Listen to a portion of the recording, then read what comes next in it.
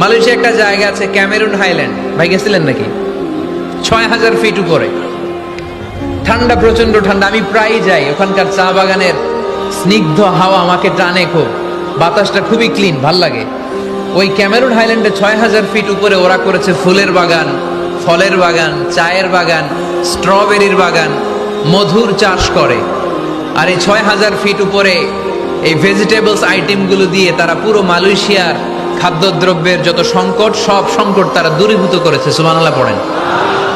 তো ওনারা পাহাড়ের উপর চাষ করে, আর আমরা সমতল জায়গায় চাষ করতে চাই না। চাষাবাদ করতে আমাদের লজ্জা লাগে।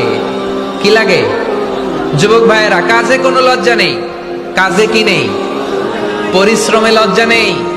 লজ্জা হচ্ছে অলসতায়, লজ্জা হচ্ছে অকর্মণ্যতায়। আমরা কাজ করে খেতে চাই, পরিশ্রম করে খেতে চাই। রাজি আছো সবাই?